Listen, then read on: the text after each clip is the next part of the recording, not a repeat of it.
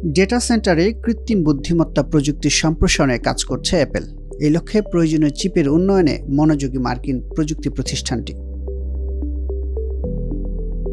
সম্প্রতি আন্তর্জাতিক গণমাধ্যমকে দেওয়া এক সাক্ষাৎকারে অ্যাপলের প্রধান নির্বাহী কর্মকর্তা জানান, কয়েক বছর আগে চালু হয়েছে Apple chip in data centre ACDC প্রকল্প। এছাড়াও চিপ তৈরি ও নকশার জন্য তাইওয়ান সেমিকন্ডাক্টর ম্যানুফ্যাকচারিং কোম্পানির সঙ্গেও কাজ চলছে।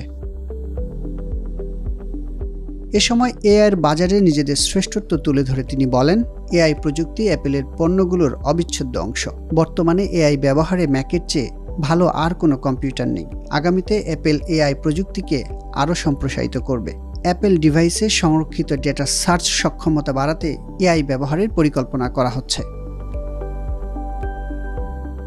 তবে ওয়াল স্ট্রিট জার্নালের প্রতিবেদনে বলা হয়েছে, কৃত্রিম বুদ্ধিমত্তা প্রযুক্তির চিপের বিষয়ে এখন পর্যন্ত কোনো ধরনের ইতিবাচক বার্তা দিতে পারেনি ACDC প্রকল্প এবং তাইওয়ান সেমিকন্ডাক্টর ম্যানুফ্যাকচারিং কোম্পানি। প্রশিক্ষণের চেয়ে এআই ধারণা সম্প্রসারণে অ্যাপল বেশি মনোযোগী বলে মনে করেন বিশ্লেষকরা। জানান, কৃত্রিম বুদ্ধিমত্তা চিপ উৎপাদনে তুলনামূলক কম আগ্রহ দেখাচ্ছে অ্যাপল। ফলে এই বাজারে মার্কিন কোম্পানি এনভিডিয়া আরও কয়েক বছর আধিপত্য বিস্তার করতে পারে। বিনিয়োগে বিলম্বের কারণেই এআই প্রতিযোগিতায় অ্যাপল পিছিয়ে আছে বলে মনে করেন প্রযুক্তি বিশ্লেষকরা। জানান, মাইক্রোসফটের মতো প্রতিষ্ঠান অ্যাপলের আগে এআই উদ্ভাবন সহ অবকাঠামো উন্নয়নে বিনিয়োগ করেছে। তাই প্রতিযোগী প্রতিষ্ঠানের উদ্ভাবনকেই অনুসরণ করতে যাচ্ছে অ্যাপল।